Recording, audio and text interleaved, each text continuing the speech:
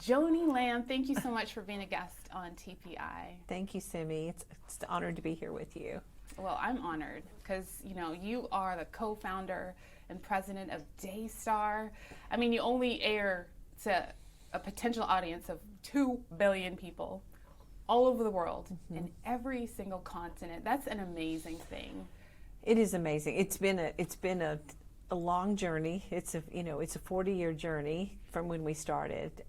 Actually, in 1985, I should say like a 38-year journey. But it's been amazing. We started with one tiny TV station in Montgomery, Alabama, and who could have ever known it would grow to over 100 stations and satellites around the world, except God and His grace and the Holy Spirit, helping lead us and guide us. And I mean, really, God gets all the credit because we were just two young kids that didn't really know what we were doing as far as building TV stations. That's incredible. But you said yes. And, a lot of people watching might be like, wow, this is so amazing what they've done. They see you on TV. They think everything is all glamour and gold. Yeah. But Jesus said we should count the cost.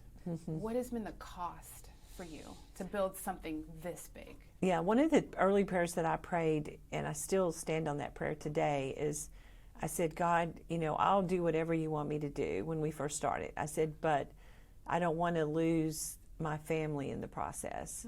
So, because, Christian television is difficult because you're going right into where the Prince and Power of the Air, that's his domain. So it's not like he likes Christian television.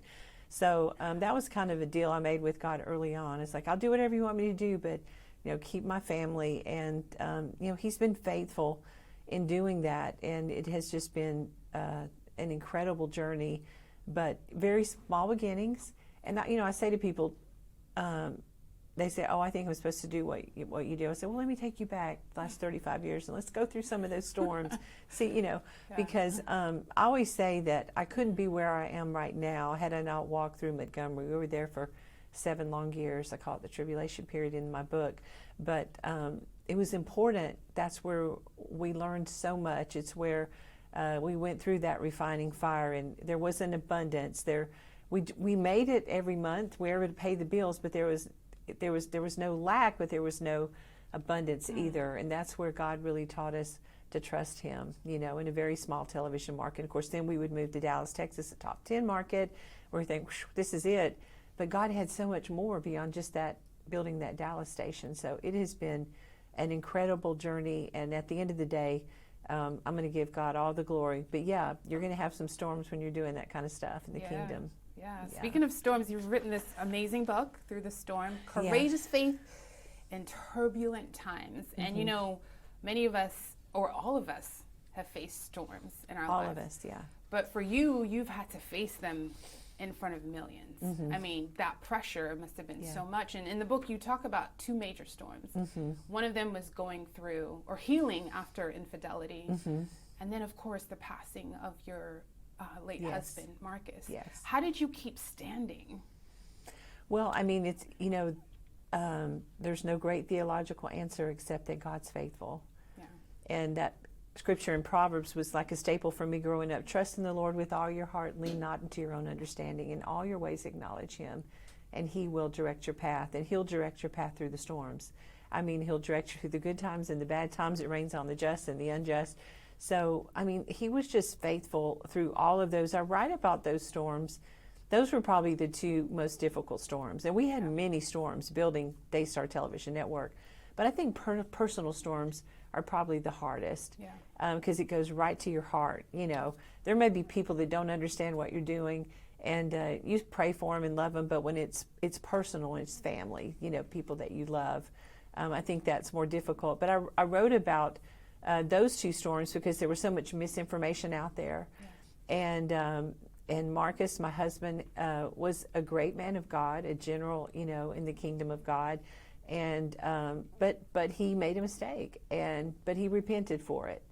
And we worked through it, went through counseling, and we were better on the other side of it. So it was an important story to tell, because I know there are people watching that have gone through those kind of storms. And one of the things the Lord told me in the process of that storm is He said, He told me, He said, He's worth fighting for.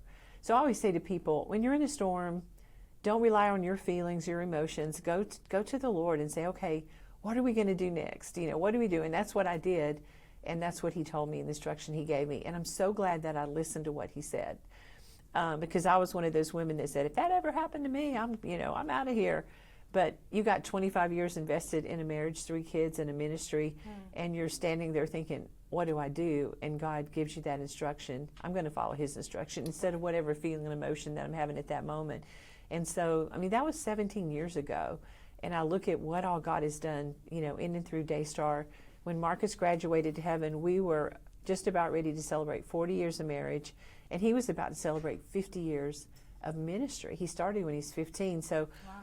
He had accomplished more in his lifetime than some people do in 3 lifetimes. And it was a well done, good and faithful servant for him, because he loved God with all his heart. And he loved David in the Bible, and he could relate to David and just his heart for God and the things of God. So, it wasn't easy, but God was faithful, and he'll carry you through. Yeah. How did you feel, after Marcus passed? And I'm sure you're standing in the middle of the storm, the waves are crashing. It's like, what now? I was in shock. Like when Marcus, the day that he went to be with Jesus, because I 100% believed he was going to come out of the hospital.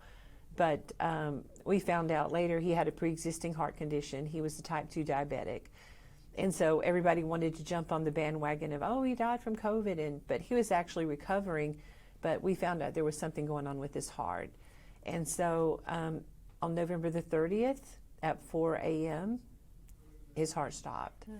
And he went to be with the Lord. I had interviewed so many people that had near-death experiences. So as I'm standing there in the hospital room, because I was with him the whole time in the hospital, as I was looking at him, and it was 5, 10, 15, 20, 25, 30, 35, 40, 45 minutes they worked on him. And they couldn't even get a pulse to use the paddles. And at 4 a.m., his heart stopped, and he graduated. And so, I was just in shock. And how did I do it? I just, one day at a time. That's good. I just got up every morning and said, okay, God, what are we doing? And he'd give me strength for the day. And, I grieved. I grieved really hard, probably for about the first 6 months. I would get up, go to work, do the shows, then come home and cry, And, but I never grieved without hope. And so you have to go through the grieving process, because it's like half of your heart is gone. Yeah. And, but I remember Hubie Sin was one of the prophetic voices that spoke to me early on and said, God's going to put your heart back together. Like you don't feel like you can, because I had lost my father, lost my brother, but losing a spouse is a whole nother level of something, because, 2 become 1. And so half my heart was gone, and I didn't know how God was going to put it back together, but he did, miraculously. And he's been faithful. He just has been faithful. When I'd say probably about, maybe 4 or 5 months into Marcus being gone, I was laying out on the driveway of our front yard, because the sun would set in the front yard. So we'd go out there sometimes, Marcus and I, we'd watch the sun go down. And after he was gone, I was laying out there one evening, just as the sun was going down, and I was like, God, I'm not questioning you, but God, I do have a question. But I'm not questioning you in that way. I just, God's okay with us asking questions. I was like, did you think about this? I was kind of pointing out things like I'm asking the creator of the universe, did you think about this? And I remember just very softly, he spoke to my heart and he said, trust me. And so I did. But you have to understand, God sees time past, present, and future simultaneously. So he knows what's coming. And if we can just trust him, and that's what I would say to people, is that if you're in the middle of the storm, just hang on, because you're going to come through it. And when you do, you may or may not have total understanding, but you're going to know that God's going to be faithful. And if you trust him through it, you're going to be stronger on the other side of it. And he'll even take some of those things that you went through, and some of the disappointment, some of the hurt, some of the pain, and he will use it to help other people. All things for good. Yeah, that's what he does. I know your story is a story of hope for a lot of people. Yeah. And so there's a quote that I've heard that I really like, and it says, every storm runs out of rain. And so for you, what has been your rainbow? after the storm? Well, I mean, I talk about it in the book. I go through several of our early storms, and then I tell about our challenge in 2007 with our marriage, how God restored us and healed us. Then I talk about Marcus passing was the greatest storm I'd ever gone through. On the other side of it, God did put my heart back together, and he brought a wonderful man into my life. Now, the interesting thing about that, and I tell about it in the book, is that Marcus had always told me, if anything ever happened to me, if I graduate earlier than you do, I would want you to get remarried. And I would be like, you're crazy. I would never remarry. And but those were his words would resonate with me when God brought an amazing, godly man into my life. And so I did remarry. I'm married, and I'm the most surprised person in the world. I mean, because God did it. It was very organic, and I tell about that story in the book. So yeah, it's a good ending. That's good. There's hope, you know. Yeah, always hope. There's always hope. Yeah. Thank you so much, Joni. Thank you, Simi. Yeah. It's a pleasure.